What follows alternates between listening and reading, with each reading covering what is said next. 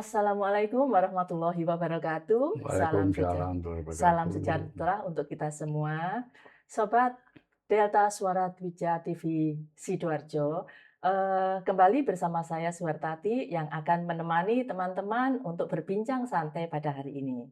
Bersama kita sudah ada Bapak Karno, seorang budayawan, seorang penulis buku yang telah menulis buku yang berjudul salah satunya adalah Candi Pari.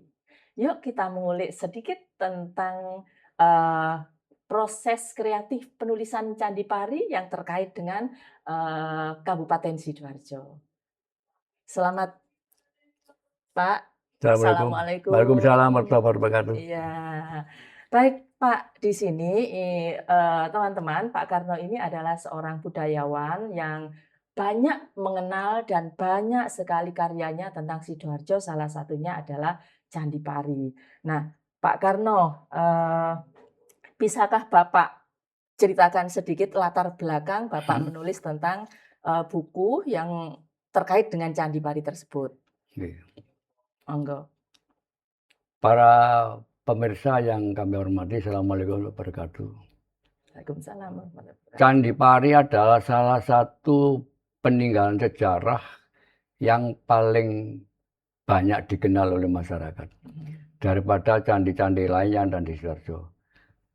Apakah candi-candi yang ada di Sidoarjo cuma Candi Pari? Enggak. Banyak ya Pak ya? Banyak. Oh, iya, di Candi Pari ada dua, Candi Pari sendiri, pas selatannya itu Candi Sumur. Oh iya iya. Nah, saya ceritakan kenapa konon nama Candi Sumur. Iya. Kemudian di belakang ada Candi Indermo, Candi Sedati, kemudian Candi Mandikerian itu, ya. Semuanya itu adalah peninggalan pada zaman kerajaan sebelum Majapahit. Sebelum Majapahit.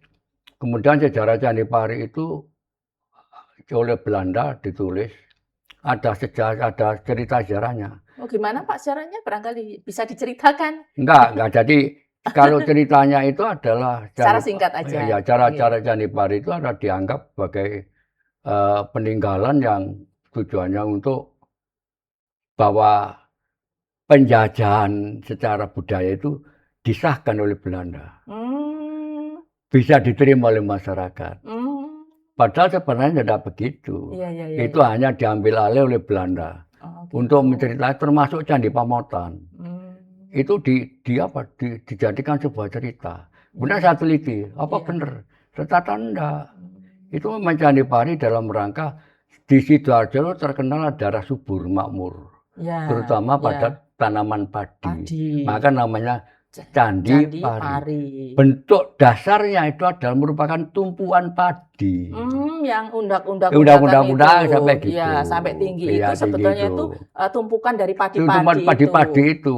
Banyak tumpukan padi letakkan di situ. Makanya di sebelah selatannya itu Candi Sumur.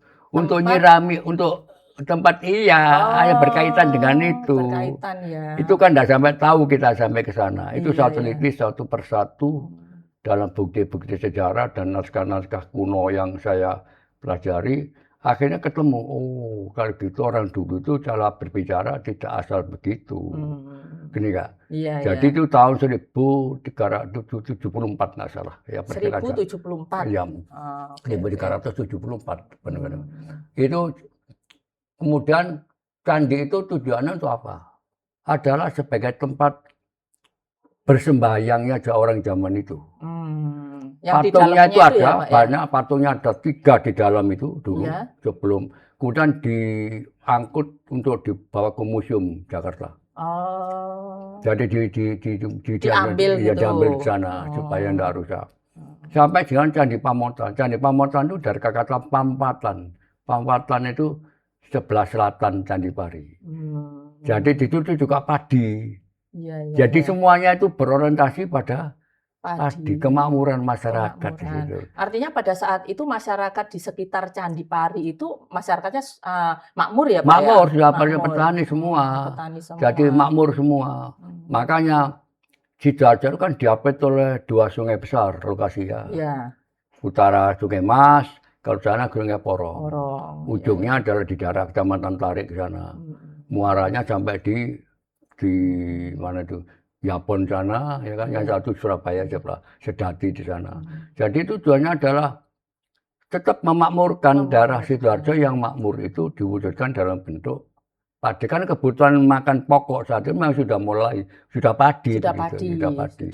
Di samping tanaman-tanaman seperti ketela pohon, ketela rambat, jagung, kemudian yang di sawah ada mbote di rumah-rumah itu.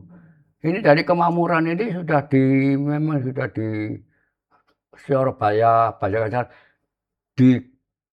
dimuseumkan dalam bentuk pembangunan Candi Pari. Oh gitu ya, artinya dijadikan sebagai simbol Simbolik. bahwa masyarakat di sana itu adalah masyarakat yang makmur. Kemudian dibuatlah Candi Pari, itu sebagai ikon ya, ikonnya bahwa tanda-tanda bahwa daerah itu daerah padi.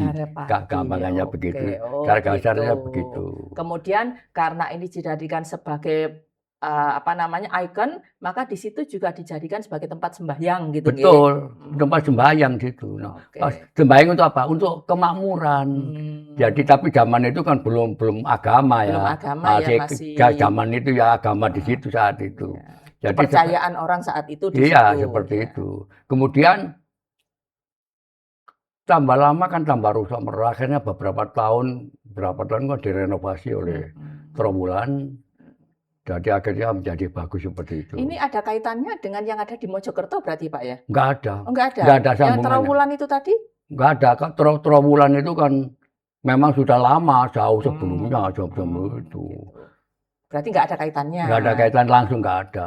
Hanya sesudah perkembangan berikutnya dibangun candi-candi di tempat lain. Kan Sidoarjo sendiri ada Candi Sari, Candi Dermo, Candi Sedati sana itu, ya kan? Iya. Ada kan, semua itu ada semua dalam rangka berkaitan dengan kemakmuran semuanya. Kalau boleh tahu siapa yang mendirikan itu, yang mempunyai gagasan? Itu data sejarahnya tidak terdeteksi. Tidak terdeteksi. Tidak ditemukan. Jadi data sejarahnya siapanya belum ketemu. Belum ketemu. Ya, tapi beberapa analisa sejarahnya kan ada nama Bre Pamotan. Bre Pamotan. Bre Pamotan. Apa itu? Ya, itu adalah salah satu tokoh Majapahit, bukan raja. Bukan raja, tapi, masyarakat berarti. Ya masyarakat, tapi tokoh keagamaan daripada Majapahit. Namanya Bre Pamotan. Oh, namanya Bre Pamotan. Mungkin karena bukan bangsawan ya Pak ya, bukan dari kelompok kerajaan, maka namanya tidak terbukukan gawangan gitu. Sehingga dulu Pamotan itu lebih dulu dibangun daripada Candi Pari. Karena memang Pamotan ini yang tadi. Yang tadi itu, Bre Pamotan tadi itu. Iya. Akhirnya membuat, karena sejarahnya seperti itu, dibangun Candi Pari sebagai wujud bahwa di situ daerah makmur. Oh gitu. Tapi ada beberapa kekeliruan pada masyarakat, ada dongengnya sendiri Candi Pari itu gitu ya. Gitu. Jadi dongeng kan kali. Jadi semacam apa ya? Ya semacam jadi cerita dongeng lah, cerita rakyat gitu lah. Nah, tujuannya pokok adalah supaya lebih mengenal Candi Pari. Oh gitu. Pak, tadi Bapak juga menyebutkan di beberapa daerah seperti di Sedati itu ada candi, kemudian ada candi sumur dan sebagainya. Keunikan dari Candi Pari sendiri dibandingkan dengan Candi Pari itu kan uniknya seperti Lombong. Seperti Lombong. Lombong, jadi tempat padi. Tempat padi kan gemuk gitu kan. Ya. Jadi tempat menyimpan padi. Jadi keunikannya itu terletak. Iya, kemudian supaya ada sambungannya di sebelah selatannya Candi Sumur. Oh. Nah, mengambil airnya itu untuk Iya, berwudu, waktu sholat atau gampangan ikan, iya. waktu sembahyang di candi, ambil sumur dari sana. Oh, ambil air dari Ah, Candi dari Sumur sumur-sumur tadi. itu. Iya. Oke, berarti keunikannya begitu. Nah, kemudian dalam perspektif sejarah, makna Candi Pari bagi identitas Sidoarjo. Sidoarjo itu kan daerah padi, daerah makmur, delta Gitu ya. berantas. Daerah delta. Daerah berantas, daerah Berantas. delta itu pertanian yang terutama karena airnya kanan kiri, ada yang dari utara, dari selatan ada air semua. Bukan daerah Hindu, bukan daerah industri, bukan. Oke. Bukan kan, jadi daerah benar-benar daerah pertanian murni. Pertanian murni, Iya. sehingga di situ memang terlihat bahwa masyarakatnya memang masyarakat petani. Maka masyarakat petani. Oke. Jadi sejak dulu sudah seperti itu dan nenek moyang kita dulu. Oh iya, iya, iya. Iya kan? Ya, sempat sih saya beberapa kali ke sana melihat Candi Pari, kemudian sempat juga ke Candi Sumur melihat ini apa namanya nggak ada airnya ya sekarang. Nggak ada airnya, ya namanya sudah sekian puluh tahun, 100 tahun. Sudah dangkal. Iya, Sudah makin dangkal, dangkal iya. gitu. Oke, sekarang terkait dengan menulis tentang Candi Pari. Yang melatar belakangi Bapak sehingga Bapak menulis tentang Candi Pari. Begini, Ya. setiap orang yang datang ke Candi Pari itu kan hanya sekedar melihat candi. Iya, fisiknya saja. Yang penting Ya. bisa masuk, Ya. bisa keluar, dan Selfie. lain-lainnya. Kemudian saya mikir, kalau wong sing ngeru ya, saya teliti. Oh, gitu. Akhirnya beberapa museum yang datangi, beberapa pustakaan yang datangi. Kira-kira saya menulis Candi Pari itu penelitian saya lebih dari 4 tahun. Baru Untuk menulis Candi untuk Pari menulis itu. Oh. Kalau misalkan menulis Kerajaan Jenggolo itu selama 8 tahun. Karena apa? Tidak bisa saya menulis asal-asal menulis ngarang, nggak bisa. Ada jejak-jejak sejarahnya saya teliti. Karena ini real ya Pak ya? Iya, seperti Candi Pari ada juga cerita dongengnya ada. Ya kan sudah tak bukukan tersendiri. Karena apa? Supaya generasi kita nanti tahu tentang sejarah masa lalu nenek moyangnya. Sehingga perjuangan yang kegerangan apa yang dilakukan generasi sekarang ada kesinambungan sejarah. Iya, Ngerti maksudnya? Ya, ya. Jadi murni bahwa kita itu orang-orang yang rukun, goyo, dan sebagainya. Karena perlu diingat sebelum kita mengembangkan ini. Seperti Sidoarjo sendiri banyak budaya yang di Jawa Timur, baik budaya-budaya yang tidak sama. Dari sisi bahasa dan sebagainya. Kemudian saya teliti, di Jawa Timur ada namanya budaya Madura. Ya. Kemudian Madura Kangean dan Madura Kepulauan. Kemudian Jawa Timur, budaya Jawa Arek, Jawa Mataraman, Arek, Sidoarjo, Surabaya, Sidoarjo, Gresik, Tuban, Lamongan, Mojokerto, Malang. Kemudian Pasuruan. Ini Jawa Arek. Ya, ya, ya. Jadi kalau bahasa kemudian Mataraman, daerah Tulungagung, Bojonegoro, Ponorogo, Blitar, Madiun itu budaya pendalungan. Budaya Jawa Mataraman, Jawa Mataraman. Kepriye to kowe? Nah, itu agak halus gitu ya, ya, Pak? halus. Oke. Ya. Kene kawan Sidoarjo tambah gano maneh. Basa kromo inggil enggak ada Sidoarjo itu. Sebetulnya Ngoko dan kromo andahan. Andahan, tengah. Tengah. Ya. Jadi makanya gini enggak bisa kita memarah-marahkan dipisui orang sini memang. Ya kan itu sudah budayanya. Ya kan itu budaya kok, iya, enggak soal. Iya. Ya. Kemudian untuk daerah timur itu adalah pendalungan. Ya. Mulai dari Pasuruan sampai ke Banyuwangi. Banyuwangi ada Osing. Osing juga. Ada Osing juga. Jadi semacam itu yang harus kita pahami supaya apa? Bhinneka Tunggal Ika di bidang kebudayaan di Jawa Timur itu jelas. Luar biasa. Luar biasa, tidak asal. Oleh karena kita tidak bisa secara lokal. Yang paling apik itu iki, tidak bisa. Tidak ada ukurannya. Yang paling bagus adalah yang mau melestarikan. Dan tetap kita melakukan kerukunan. Menggayati Bhinneka Tunggal Ika. Baik. Nah, menurut Bapak, pendekatan cerita yang lebih efektif, untuk mengenalkan sejarah kepada pemuda, menurut Bapak bagaimana? Jadi banyak sebenarnya dari pihak sekolah mestinya, tapi namun kendalanya tidak semua guru pemahamin tentang sejarah. Tidak punya keahlian itu.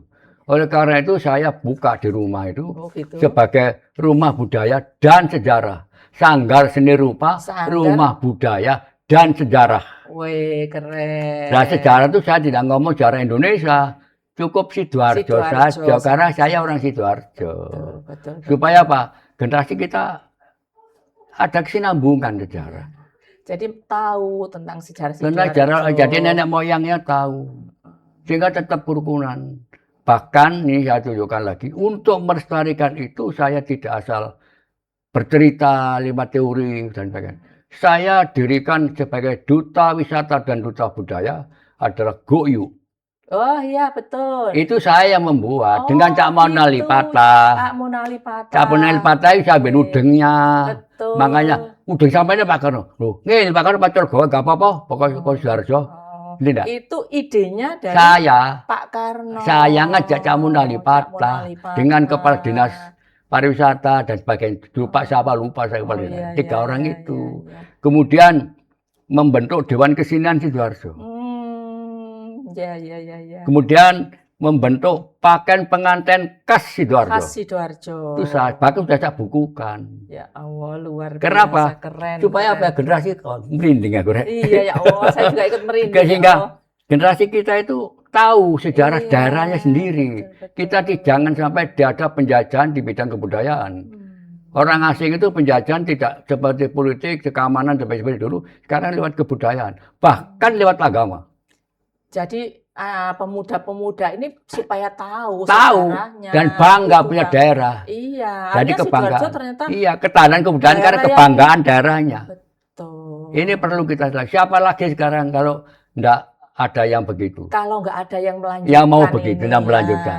Begitu. Kesinambungan sejarah itu penting. Iya, sehingga kalau di Sidoarjo itu sopan santun, meskipun kusro, tapi keterbukaan masih ada. Gotong royong, selamatan. Kalau kusro, ya. Itu kan memang budaya dari dulu begitu ya Pak? Iya. Tapi yang penting nilai-nilai. Nilai-nilai kejiwaannya persatuan itu yang terutama. Iya. Kemudian saya lestarikan Sidoarjo tentang yang baru. Wayang kulit Gagrag Porongan. Nah itu. Itu saya yang punya gagasan, saya kumpulkan dalang. Yang kemarin sempat dimainkan di SMP 1 Buduran, PGRI Buduran. Betul. Sama itu saya yang buat. Gitu. Ya, kemudian zamannya bupatinya Gus Mogdor. Ya Pak Bugdor. Ya Pak Karno kemudian dikumpulkan di Pemda, malam-malam Bugdor. Pak Karno telah sediakan dana 300 juta kurang. Harus 600 juta, setiap dalang main 50 juta. Supaya apa? Dengan teropnya dan lain-lainnya kan Pak cukup. Biayanya besar memang. Iya. Jadi sehingga akhirnya berjalan kan semua dalang. Untuk siapa? Bukan untuk saya. Nah, sekarang mengapa kok Gagrag Porongan? Iya. Nah, karena wayang kulit yang khas Sidoarjo itu Ki Suwoto Gosali, rumahnya di Desa Siring, Kecamatan Porong. Gitu. Itu bukan yang dosen UNESA itu? Bukan? Gimana? Dosen UNESA? Bukan. Oh, bukan. Ya, yang Ki Dalang murni Kudal. Lah itu Pak Woto itu kalau main wayang di daerah Porong, saya tuh mesti nonton, sehingga hafal. Iya. Jadi saya nonton di Tapalang. Kemudian saya punya pikir, kalau enggak kita lestarikan ya apa? Ku Mataraman to ya apa? Ngerti enggak? Iya. Ya apa caranya ya? Akhirnya, Woto. Karena apa? Punya cantrik banyak. Artinya anak buah keturunan apa? Dari Pasuruan, dari Pandaan sana banyak, Malang, kemudian dari Mojokerto, dari Surabaya, sampai dari Lamongan. Itu dalang Gagrag Porongan semua. Gagrag Porongan semua. Bukan Gagrag Mataram. Kalau Mataraman itu warna wayangnya, wajahnya itu hitam. Kalau Gagrag Porongan merah. Oh, merah. Karena dinamis, keras. Jelas. Nah, ini. Karena karakteristiknya begitu. Kemudian juga irama gendingnya. Kalau kebaca Mataraman itu perangan gitu, yang membuka musik wayang itu rebab kan halus. Nanti perangnya ada dong, alun-alun gitu. Tapi Jawa Timur enggak. Tak tung tak dot ya kan. Ini beda jatuh. Itu kan cirinya. Iya kan? Ada ciri sendiri. Apa kita lestarikan itu sama budaya. Akhirnya saya lestarikan, saya kumpulkan para dalang yang datang pada itu 13 dalang. Akhirnya semuanya bisa main. Oh, gitu. Jadi inilah apa yang tugas saya sebagai seorang yang memperhatikan kebudayaan Sidoarjo, saya harus bisa berbuat itu. Iya, iya. Harus berbuat. Sampai pakaian kemanten khas Sidoarjo. Saya kerjasama dengan Harfi Melati. Jadi ada beksan loro pangkon, ada iring-iring. Itu harus kita budayakan. Kenapa? Beksan loro pangkon itu ada makna. Si laki-laki menyelesaikan kepada si perempuan itu, kon jadi jago sing temen dah, ya enggak? Kalau kau jadi apa? Iya, Kita jadi iya, jago iya. apa saat ini enggak? Iya, Akhirnya iya. bagaimana? Ada maknya sendiri di sini. Oke, oke. Jadi ini tujuannya dan mendidik masyarakat penonton Iya, supaya budaya khas budaya Sidoarjo khas Sidoarjo tetap tetap terjaga lestari. dan lestari.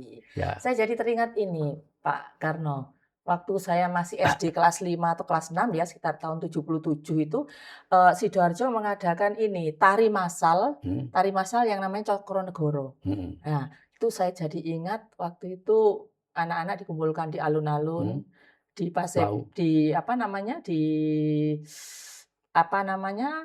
yang sekarang pariwisata itu. Kemudian menari di Alun-alun. GOR kalau Gor nggak ya, salah, Gor. GOR yang SMA, Ya, yang maju SMA yang 1 itu ya. Nah, itu kan tari Cokronegoro. Nah, kalau Cokronegoro sendiri itu kan kaitannya dengan bupatinya. Bupati ya. Ya, bupati. Jadi enggak, saya cuma ingat itu aja. Iya. Baik, kembali ke ini Pak Karno, kembali ke proses kreatif menulis buku Candi Pari tadi. Kira-kira tantangannya ada enggak? Ada. Tantangannya ada sumber data. Oh gitu ya. Ya, kan saya enggak boleh ngarang. Data validnya ya, harus Iya, dicari data validnya betul. maksud saya. Seperti sekarang yang saya kerjakan adalah tentang Dewi Skardado. Yang makamnya di Ketingan itu. Iya. Kan makam Dewi Skardado itu ada 4. Ada di Gresik, ada di Sedati, ada di Lamongan. Padahal orang satu. Ada 1. Kalau yang di Gresik itu adalah roh yang dipindahkan ke Gresik. Masalah itu keyakinan, enggak apa-apa masalah. Keyakinan orang masalah. Yang penting adalah kok bisa sekarang ada di Ketingan. Nah, begini ceritanya ya. Iya. Jadi kerajaan Blambangan yang dipimpin Menak Sembuyu, adiknya Menak Jinggo, punya putri namanya Dewi Skardado. Kemudian Syekh Maulana SK, kakak dari Sunan Giri, itu dakwahnya ke daerah sana. Akhirnya dia kawin dengan Dewi Skardado. Kemudian punya putra, sudah mengandung, tapi Syekh Maulana SK diusir oleh masyarakat sana. Kenapa? Ya karena faktor agama kan gitu, faktor agama. Akhirnya beliau menuju Semarang. Dari Syekh Maulana SK-nya. Itu kan kakaknya Sunan Giri, Sunan Ampel. Iya. Kemudian sudah melahirkan putranya, orang tuanya itu nggak mau menerima putranya Syekh Maulana SK. Harus dibuang ke laut. Nah, Dewi Skardado itu mengaku anakku. Kenapa? Karena si orang tuanya Dewi Skardado itu diminta Dewi Skardado dikawin oleh patihnya. Oh, jadi sudah ada calonnya. Sudah ada calonnya. Nah, Dewi Skardado enggak perkara itu. Akhirnya dibuang ke laut, yang membuang gini. Masa dibuang ke laut iki anak akan jadi berdosa. Akhirnya ketemu kapal. Kapal lewat dari Gresik, lewat situ diberikan kepada kapal itu. Anaknya tadi. Ya, dari itu. Kemudian dibawa sampai ke Bali bawa pulang, kemudian diomong di rumah di Gresik sana itu. Akhirnya menjadi Sunan Giri. Jadi seperti itu ceritanya. Kan bagus gitu itu kita berikan untuk generasi yang akan datang. Iya, jadi mereka supaya tahu. Jadi sebagai seorang ibu juga gitu, tidak asal melahirkan gitu Kak. Anakmu, iya, bagaimana mendidik anak, ini dah. Jadi ada muatan-muatan pendidikan yang saya masukkan ke situ. Betul. Tidak hanya sekedar cerita sejarah, tapi makna daripada sejarah itu perlu dipahami. Betul. Bener nggak? Iya, betul sekali itu. Jadi makna itu penting, nilai-nilai itu penting, harus dilestarikan. Nah, selain faktor data, fakta, adakah faktor lain yang menghambat penulisan buku? Begini, penulisan buku saya itu hambatan saya adalah pertama, saya tidak mau jauh dari fakta. Ya, satu. Saya tidak mau memuatkan bagian pikiran saya kepada situ. Artinya boleh. Opini. Iya, ada opini, tidak bisa, tidak tulis. Karena apa? saya menulis buku itu nanti orang yang membaca buku saya mengambil pembelajaran yang berdasar, Ya, tidak asal. tidak asal. Tidak asal saja, sebab kadang-kadang kita itu demi kepentingan pribadi dimasukkan ke situ. Opini kita gimana Opini dimasukkan itu. dimasukkan. Banyak buku yang isi begitu. Karena ini merupakan sejarah ya, Dan Pak, sejarah. ya. Sejarah itu jangan sampai tercampuri dengan pendapat Kepada kita. pribadi, ya Iya, benar. pribadi. Masalah penulisan yang tidak 100%, ya masa lalu dengan sekarang ya beda, ya Iya. mesti aja lah. Yang 60% penting ada cukup bagus. Yang penting kan mendekati faktanya. Mendekati faktanya. Gitu. Iya. Jadi saya tidak mau seperti itu. Sehingga seperti contoh, kalau misalkan di Sedati itu ada enggak bukunya? Saya tulis juga. Saya tulis juga sejarahnya. Supaya apa? Masyarakat tahu ada makam di sana, ada candi di Sedati, nggak ngerti urusannya. Nah, Ini enggak? gitu. Ya, Kenapa? Ya. Nah, meneliti saja kan nggak gampang. Iya. Artinya butuh apa namanya? Butuh kekuatan, kesabaran gitu nggih untuk Iya, mendapatkan mendapatkan fakta informasi itu, itu, iya. informasi itu. Tidak asal saja. Oleh karena itu memang sudah dunia saya. Ya kalau soro bagaimanapun tetap saya lakukan. Dijalani. Dan tidak ada sifat dan kepingin komersial. Saya tidak punya keinginan. minat tok enggak. Minat tok enggak. Ya enggak tahu memang. Apalagi mau ke sana ya. Nah, enggak lah. Karena apa? Dengan ini bukan saya sombong seperti katakan seperti operasi bibir sumbing, Iya, ya kan? iya. Itu sudah sekian banyak anak di Sidoarjo itu gratis semua, saya biayai. Kemudian obat latih cacing di 9 kecamatan Sidoarjo. Setiap anak SD saya kasih. Coba seperti itu kan dari mana saya? Gak dihitung. Dari Ya, mana? karena niat hati yang Karena niat tulus hati ada tadi, saja jalan. Ada jalan. Ada jalan. Allah itu Maha Kuasa. Iya, betul. Sehingga apapun yang kita minta dengan segala macam resiko pun akhirnya Allah itu memberikan peluang. Yang tingkat nasional adalah tentang pemberantasan penyakit polio. Iya. Ya, dan lain-lain. Banyaklah yang kita lakukan itu. Kemudian aktif di Pramuka. Wah, itu. Ya kan? Ya, ya, ya. Saya aktif di Pramuka sejak tanggal 20 Juli 1961. Wow. Tanggalnya loh ini ya. Loh iya, saya tulis di penggaris kayu. Oh ya. SR itu kan bukan SR, di ya, SR. SR waktu itu. SR Munut tanggal jam ini SMP 1 Jatuh tanggal jam ini masuk Pramuka gitu. Wow. Sekarang masih ada itu? Ada. Jadi apa ya? Bisa garisan kayu dulu kan ada garisan kayu itu belum ada plastik Ya, kan kayu. Kayu. Jika dulu waktu SMP enggak ada pelajaran matematika, enggak ada. Ada Ya, aljabar, ilmu kur, ilmu bumi. Iya, gitu, ilmu ayat. Begitu pelajarannya. Dan itu bisa jalan. Kita ini sebetulnya ini, Nun Sewu, mohon maaf pemirsa.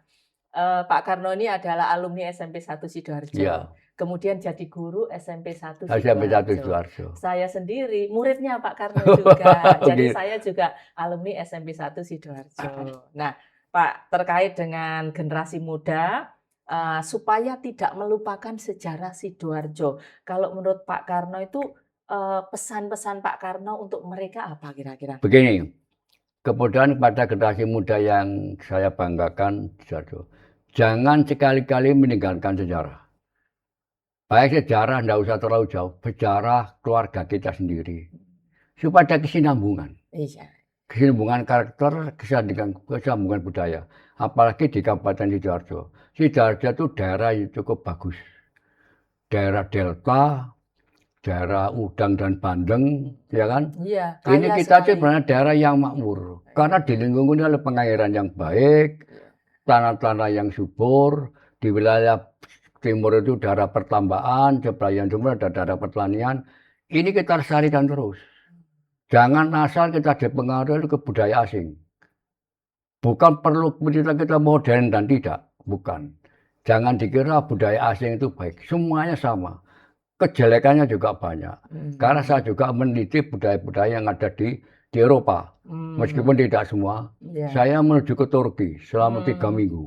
Meneliti. Sampai ke Bukit Salju Uludag, Eropa Timur. Oh, Kenapa? Karena mereka studi banding saya.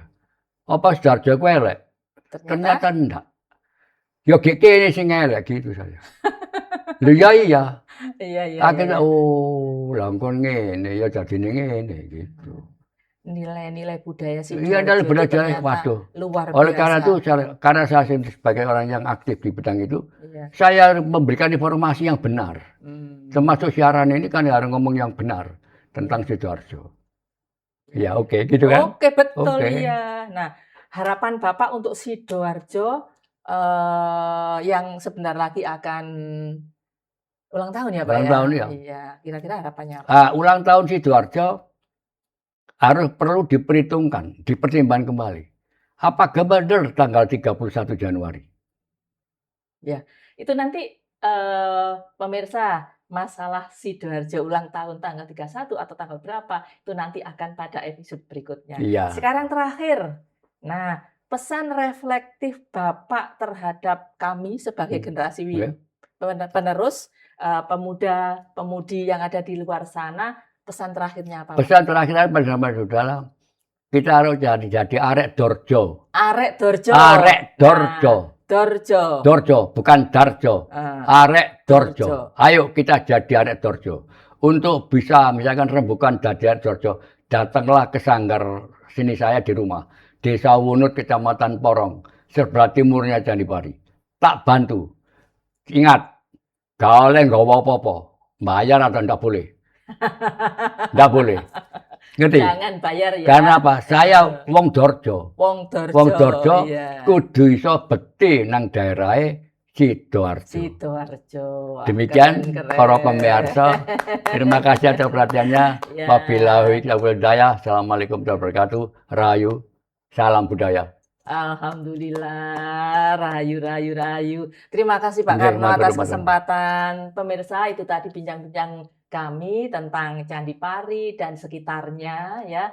Mudah-mudahan apa yang disampaikan oleh Pak Karno ini menjadi pembelajaran bagi kita semua sehingga kita sebagai generasi penerus akan bisa mengenal, mengetahui dan memahami nilai-nilai sejarah yang ada di Sidoarjo. Nggih. Jangan lupa cari buku Candi Parinya Ke rumah saya. karya Pak Pak Karno di Wunut Wunut tadi, Porong. ya, Wunut Porong. Saya kira itu teman sobat Delta Suara Dwija TV Sidoarjo podcast kita hari ini. Semoga ketemu lagi. Saya Suwartati mengundurkan diri. Terima kasih. Wassalamualaikum warahmatullahi wabarakatuh. Waalaikumsalam warahmatullahi wabarakatuh. Sampai jumpa.